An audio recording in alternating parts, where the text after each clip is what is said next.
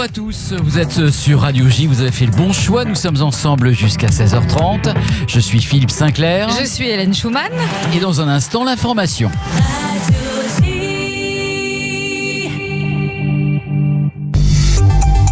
Bienvenue à tous, Steve Nadjar au micro du 14h de Radio J, votre grand rendez-vous avec l'actualité tous les après-midi pendant une demi-heure.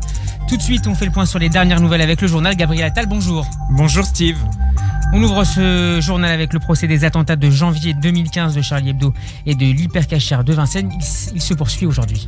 11 accusés sont présents à la barre. Cette deuxième journée du procès est consacrée aux interrogatoires d'identité de 7 d'entre eux, avec l'audition de membres de leur famille et des enquêteurs de personnalité. Abdelaziz Abad, soupçonné d'avoir fourni des armes aux frères Kouachi, était le premier des accusés à s'exprimer ce matin. Il a affirmé qu'il était innocent et a exprimé de la compassion envers les victimes. Elles ont perdu un collègue, un ami, ça doit leur faire très mal, a-t-il déclaré. Gabriel, le procès s'était ouvert hier avec des éléments techniques. Une lecture de 4 heures a été nécessaire à la Cour pour présenter les détails du dossier et rappeler les faits. Les charges des accusés ont également été énoncées. Le président de la Cour a aussi abordé la question des investigations liées aux armes des 3 terroristes. Économie, Gabriel, le gouvernement français présente aujourd'hui son plan de relance de 100 milliards d'euros. Une partie du plan de relance est consacrée à la transition énergétique. La rénovation du bâti promise va concerner tout le monde. Les bâtiments publics seront les premiers concernés, a assuré le chef du gouvernement, qui était l'invité de RTL ce matin. Via ce plan massif, Jean Castex espère créer 160 000 emplois en 2020. On n'a pas encore arrêté le chiffre de la croissance pour 2021. Il nous faut encore des éléments techniques. Je dirais que ce sera fait, Mme Ventura, et vous le saurez bien entendu, d'ici 15 jours, 3 semaines. Moi, je vais vous donner un autre chiffre, parce que le chiffre de la croissance, il est important économiquement. Moi, j'espère que le plan de relance, en 2021, l'année prochaine, créera 160 000 emplois. C'est notre objectif. Voilà. On va le vérifier. On a des chiffres qui disent plus. Bon, il faut toujours, là aussi, c'est pas le genre de la maison, faire des rodomontades et dire on va inverser des courbes, on va etc. Non. Jean Castex, il y a quelques minutes, un plan massif et historique selon le Premier ministre, Gabriel. Le Premier ministre a pris la parole ce midi pour développer ce plan. Il l'a jugé d'une ambition et d'une ampleur historique. 100 milliards, c'est près de 4 fois plus que le plan de relance mis en œuvre pour faire face à la crise de 2008, a-t-il souligné. Le chef du gouvernement a promis qu'il n'engendrera pas de hausse d'impôts. L'opposition juge, elle, sévèrement ce plan de relance de l'économie.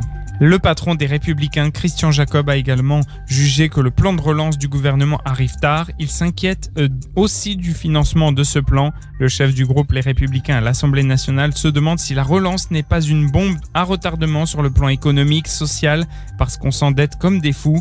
À gauche, Olivier Faure a critiqué un plan du sapeur Camembert qui vient bien tard, sur 100 milliards consacrés aussi peu à la santé, aussi peu à la rénovation thermique des bâtiments, c'est juste incompréhensible, a poursuivi le patron des socialistes. Ce plan de relance, nous y reviendrons tout à l'heure avec notre nouveau chroniqueur, l'économiste Marc Toiti. François Bayrou va être nommé aujourd'hui haut commissaire du plan.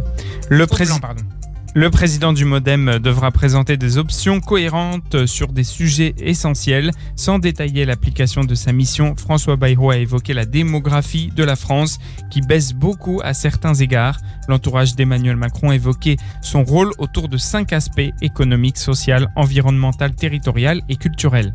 Toujours en politique, un ancien Premier ministre refait parler de lui. Lionel Jospin sort un nouveau livre aux éditions du Seuil, Un temps troublé. Le candidat battu au premier tour de la présidentielle 2002 affirme qu'il voulait exprimer un certain sentiment d'inquiétude et faire partager ses analyses. Invité de France Inter ce matin, Lionel Jospin a critiqué à plusieurs reprises Emmanuel Macron, et notamment sur le plan de relance économique. L'ex-chef du gouvernement a parlé d'archaïsme économique. La politique d'Emmanuel Macron est fondée sur le néolibéralisme. Alors ça pourrait apparaître comme un moment de malice, parce que un homme âgé qui parle d'un président jeune, comment se permet-il de parler d'archaïsme, si vous voulez ? En réalité, je pense que cet archaïsme, il existe en particulier dans la politique économique.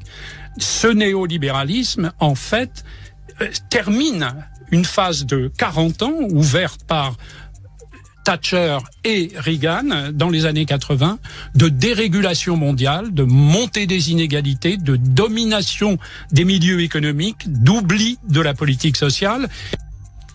L'ancien Premier ministre Lionel Jospin. L'actualité sanitaire maintenant, 7000 cas de coronavirus ont été recensés hier en France. Plus de 293 000 personnes ont été contaminées au total depuis le début de la pandémie dans le pays. 26 morts supplémentaires ont été rapportées, soit 30 686 décès au total.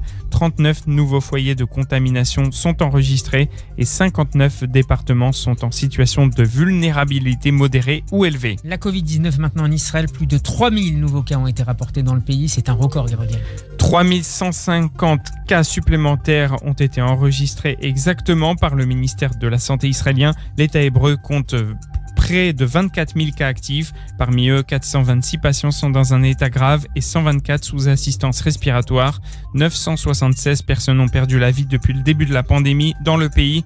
Des sources du ministère de la Santé affirment que l'augmentation des cas et la morbidité dans les villes Haredi sont dues en grande partie à une infection dans les yeshivot.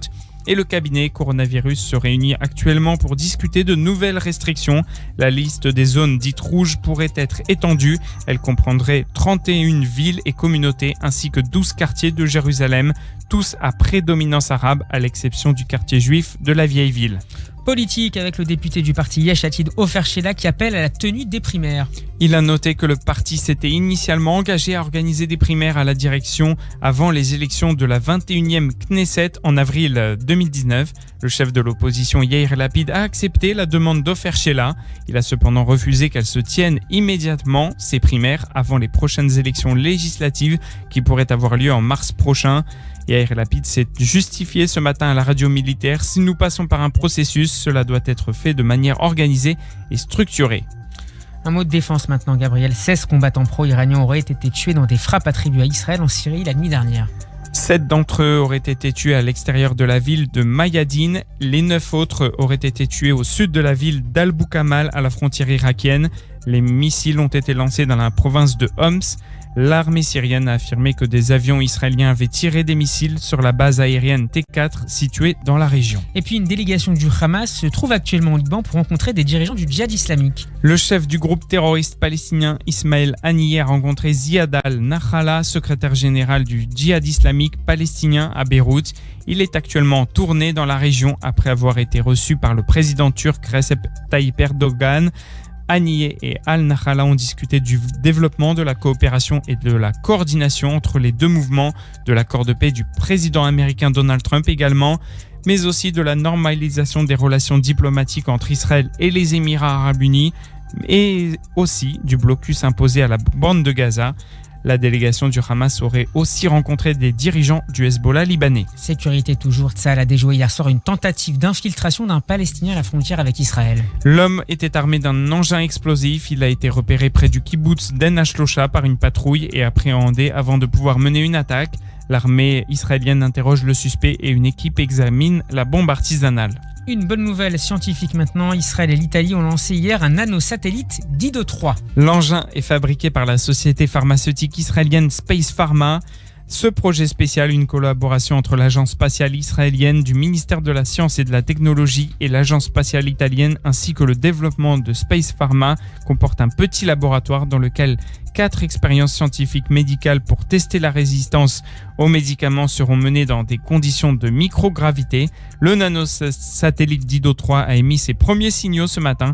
Il devra réaliser quelques expériences dans le domaine de la biologie, de la chimie et de la médecine. Et encore une bonne nouvelle cette fois sur le terrain diplomatique. Le Bahreïn devrait devenir le prochain État du Golfe à normaliser ses relations avec Israël. C'est ce qu'a déclaré hier un responsable israélien à la chaîne publique Cannes. Le Royaume devrait annoncer cette décision après la signature de l'accord de normalisation israélo-émirati. Le responsable aurait déclaré que Washington cherchait à accueillir des responsables israéliens et émiriens lors de la cérémonie de signature à la Maison-Blanche à la mi-septembre avant Rosh Hashanah. Leurs fans vont être déçus. La tournée de Gad Elmaleh et Patrick Bruel est reportée en raison de la pandémie. Le premier devait débuter son nouveau spectacle appelé D'ailleurs le 8 septembre prochain.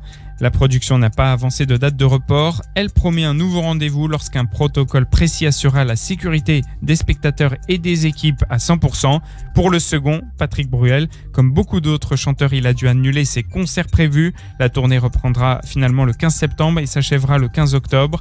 Patrick Bruel devait notamment se produire au Zénith de Nantes le 6 mai dans le cadre de sa tournée Ce soir on sort. Merci Gabriel Attal, je suis un peu déçu par cette dernière nouvelle, mais je l'accepte. Merci, à tout à l'heure.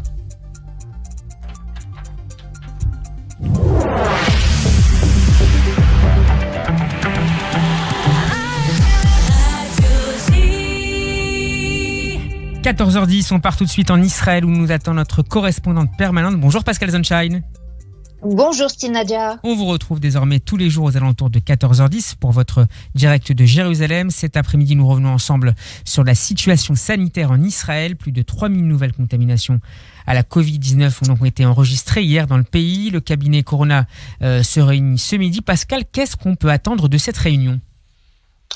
Des décisions, cette fois-ci, difficiles, celles qui ont été reportées jusqu'à présent, à savoir ce qu'il faut faire avec ces localités dites rouges où le taux de contamination par rapport à la population est le plus important. Alors on parle d'une trentaine de localités sur l'ensemble du pays, essentiellement d'ailleurs des villes à population majoritairement arabe ou des localités juives ultra-orthodoxes qui sont absolument, qui sont les principales touchées. Et là, parmi cette trentaine de localités, 8 sont, je dirais, encore plus rouges que les autres et devraient faire l'objet de mesures de confinement total. C'est en tout cas ce que le ministre israélien de la Santé et le commissaire au Covid, Roni Gamzou, proposent en ce moment même au ministre du gouvernement, du cabinet Covid. Et parmi ces villes se trouveraient probablement Tibériade et Bnei Brak notamment, peut-être aussi la vieille ville de Jérusalem. Il faut évidemment attendre la décision définitive, mais disons, ce serait là pour la première fois depuis plusieurs mois, à nouveau des mesures de confinement total pour une population limitée, mais confinement réel en tout cas, et peut-être aussi couvre-feu pour le reste de ces localités dites rouges. Donc confinement partiel pour un certain nombre de localités classées zone rouge, y compris, Pascal, je l'imagine, pour les fêtes du début d'année de Rosh Hashanah, qui pour en particulier. Alors, c'est toute la question, justement. Ces mesures, de toute façon, sont renouvelées de semaine en semaine, si tant est déjà qu'elles soient prises. Il faut attendre la décision. Maintenant, il y a aussi une sorte d'effet d'annonce sur ce qui est susceptible de se produire au moment des fêtes. Rien n'est encore avancé, mais on parle de réévaluation d'ici une quinzaine de jours. D'ici une quinzaine de jours, ça nous amène à la veille de Rosh Hashanah.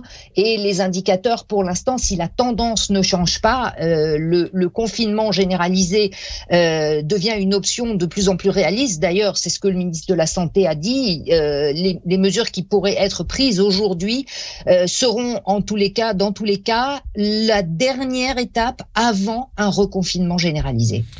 Pascal, avant de revenir sur la question de la rentrée scolaire, est-ce que vous considérez que c'est un revirement de la part du monsieur Corona israélien, le projecteur tel qu'on l'appelle en Israël, le professeur Roni Gamzou, qui n'était pas franchement le plus grand partisan du confinement lors de la première vague de Covid-19 ? Je crois que avant tout, le professeur Gamzou est un médecin et un scientifique, et donc il ne peut pas faire abstraction du principe de réalité. La politique qu'il veut mettre en place, son fameux système du feu de signalisation pour arriver à disons, répartir les mesures selon les endroits plus ou moins infectés ou au contraire plus ou moins épargnés, qui doit prendre effet dimanche, n'est pas suffisant. On le voit d'ores et déjà. La tendance ne s'inverse pas. Donc là, maintenant, oui, il faut revenir à disons, prendre en considération des mesures plus drastiques que ce qui avait été envisagé jusqu'à présent.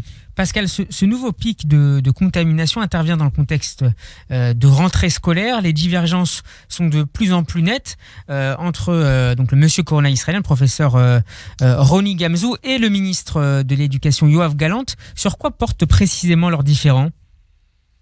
Leurs différences sont, je dirais, d'ordre plus d'organisation et de prise de décision. Le fait que ce soit le commissaire au Covid qui, quelque part, ait le dernier mot en ce qui concerne le maintien de l'ouverture ou au contraire de la fermeture des établissements scolaires empiète évidemment sur les compétences du ministre de l'Éducation.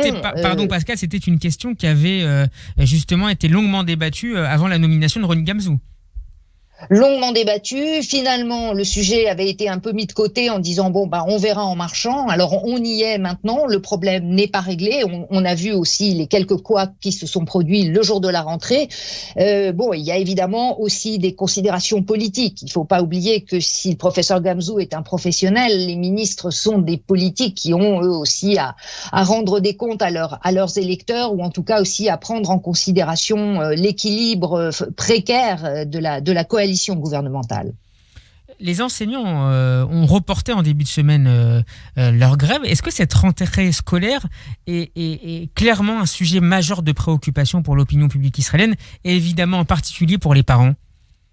Bien évidemment, c'est un sujet majeur. D'abord parce que, évidemment, on veut que les enfants puissent avoir la vie la plus normale possible. Il ne faut pas oublier en Israël, comme en France, comme ailleurs, l'année scolaire précédente a été sérieusement perturbée. On aimerait bien que les enfants retrouvent leur équilibre et leur continuité scolaire.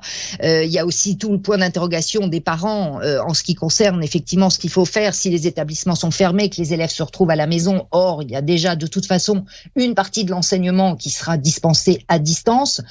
Tout ça est donc extrêmement compliqué et jusqu'à présent, les choses ne sont pas encore mises en place. On n'est que le 3e jour après la rentrée. Donc oui, pour l'instant, ça reste effectivement aussi bien du point de vue familial, organisationnel ou même économique, la première préoccupation des Israéliens. L'autre sujet d'inquiétude, Pascal, concerne aujourd'hui la multiplication des cas positifs dans les milieux orthodoxes, en particulier à Bnei Brak, et ce malgré, il faut le souligner, des mesures importantes prises dans un certain nombre de yeshivot, de maisons d'études. Hier, le rabbin Chaim Kanievski, la plus haute autorité spirituelle du courant orthodoxe lituanien, a affirmé que les étudiants des yeshivot ne devaient pas se faire tester. Pour quelle raison, Pascal ? Alors, d'abord, qui a dit, qui n'a pas dit, même ça n'est pas très clair. Une instruction a effectivement été émise de la résidence du Rav Kanievski. Est-ce que c'est lui-même qui l'a prise ou est-ce que c'est son entourage ou ses disciples qui auraient fait un excès de zèle?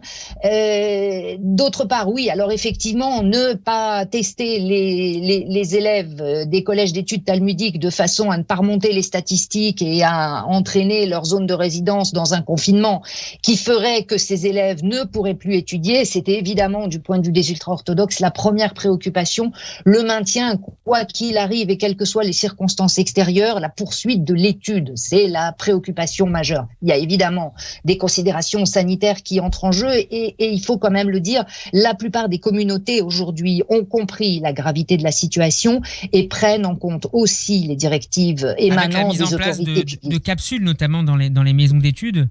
Tout à fait. Des effectifs limités en permanence de façon à ne pas avoir un brassage trop important d'étudiants entre eux et vers leur famille quand ils ressortent. Donc ces consignes existent. Maintenant, effectivement, il reste encore des tensions, il reste encore des problèmes de confiance dans quelle autorité, quelle est la dernière parole compétente. C'est aussi des problèmes de fond qui touchent à la structure de la société ultra-orthodoxe en Israël qui s'exprime avec cette controverse autour du Rav Kanievski. Et on y reviendra forcément dans les prochaines semaines. Merci beaucoup Pascal de votre éclairage. Pascal Zonchen qu'on retrouve tous les jours et qu'on retrouvera demain avec grand plaisir à 14h10 pour un nouveau direct de Jérusalem. Bon après-midi Pascal.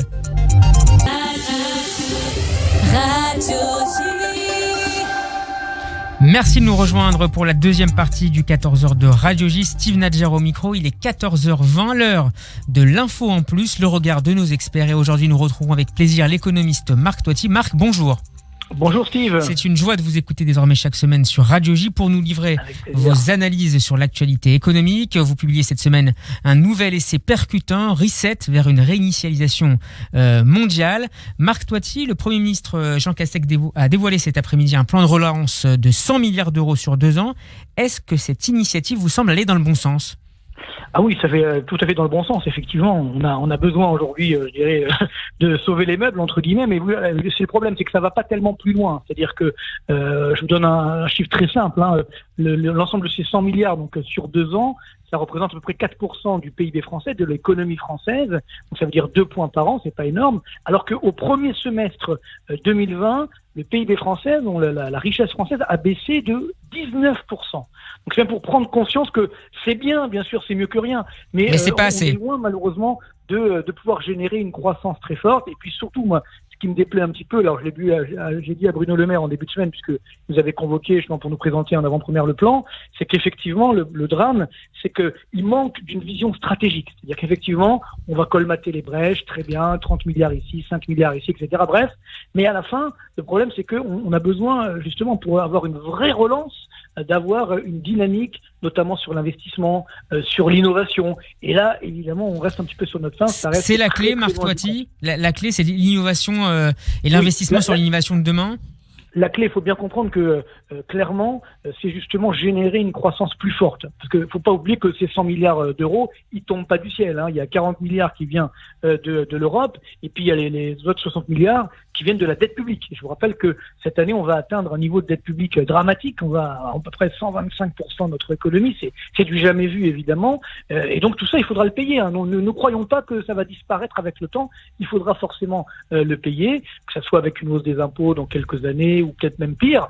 Donc c'est une fuite en avant que nous sommes aujourd'hui en train de faire, et donc c'est ce qui fait que malheureusement on a justement besoin d'une croissance. Le seul moyen de rembourser la dette, c'est de générer une croissance qui soit plus forte que ce qu'on doit payer chaque année pour rembourser la dette. Et pour l'instant, malheureusement, on en est très très loin. Donc le seul moyen de faire une croissance plus forte, c'est au travers de l'innovation, de l'investissement, et ensuite on a ce qu'on appelle un cercle vertueux. C'est-à-dire que les entreprises peuvent créer des emplois, donc ça fait du revenu, donc ça fait de la consommation, et voilà, et ça fait un cercle vertueux positif. Là, pour l'instant, on a beaucoup distribué déjà pendant le confinement aux Français, moyennant quoi, comme ils n'ont pas pu consommer, l'épargne des Français a augmenté de 100 milliards d'euros, c'est énorme. Aujourd'hui, on leur dit il faut consommer, mais sauf que comme ils ont peur justement des licenciements, etc., eh bien, ils gonflent. Justement, Marc, quelles seront les conséquences de la crise du Covid-19 sur le chômage ces prochains mois? Tout à l'heure, Jean Castex a indiqué que sa priorité absolue était l'emploi.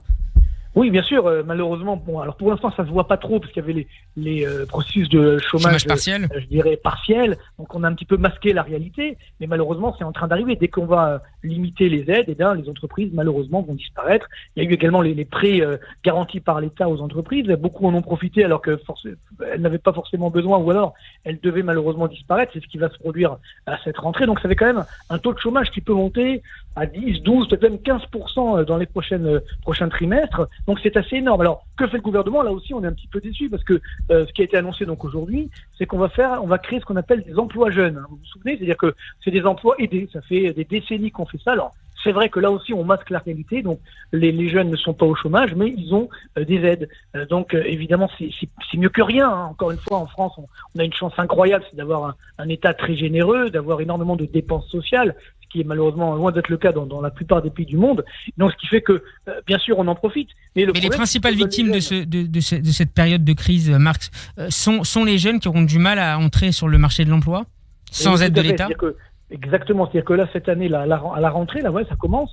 On a à peu près 600 000 jeunes qui entrent sur le marché du travail. Donc c'est évidemment énorme, et malheureusement les entreprises n'ont pas de visibilité, donc elles ne peuvent pas forcément embaucher, et donc on crée ces emplois aidés, là aussi à peu près 600 000, comme par hasard, vous voyez, c'est exactement le nombre de jeunes qui entrent sur le marché du travail, et donc c'est ce qui fait que ils ne seront pas au chômage, mais ils auront des aides, donc ils n'auront pas un vrai boulot, donc c'est pas de nature à donner là aussi des vraies perspectives. Merci beaucoup Marc Toiti, je rappelle le titre de votre nouveau livre qui vient de sortir, Reset, que je conseille vivement à nos auditeurs et auditrices, et je vous donne rendez-vous la semaine prochaine. Avec plaisir. À très bientôt. À très bientôt, Marc.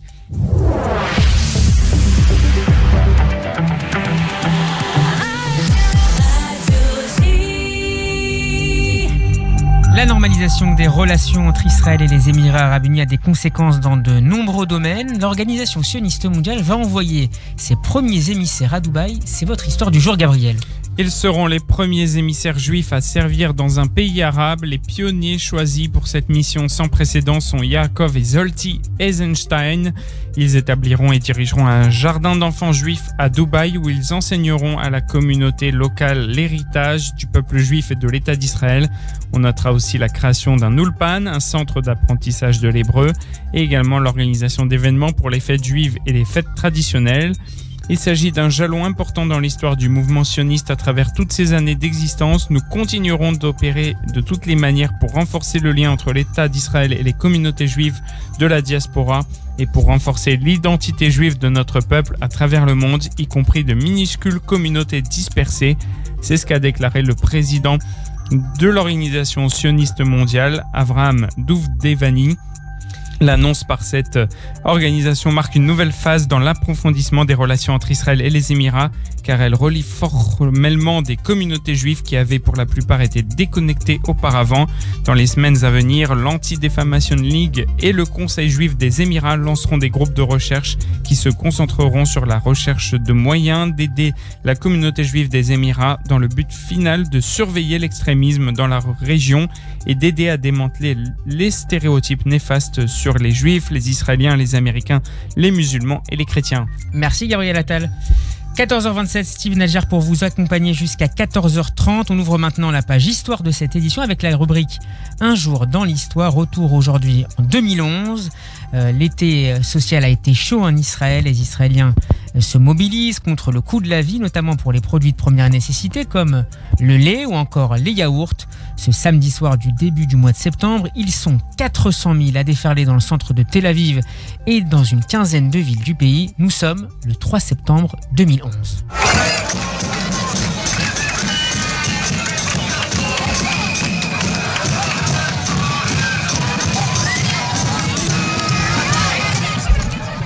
Les indignés israéliens font très vite la une des médias locaux et internationaux. Une manifestation qui vise également Benjamin Netanyahou, le Premier ministre élu en 2009, est accusé alors de mener une politique ultra-libérale et de favoriser les inégalités entre riches et pauvres.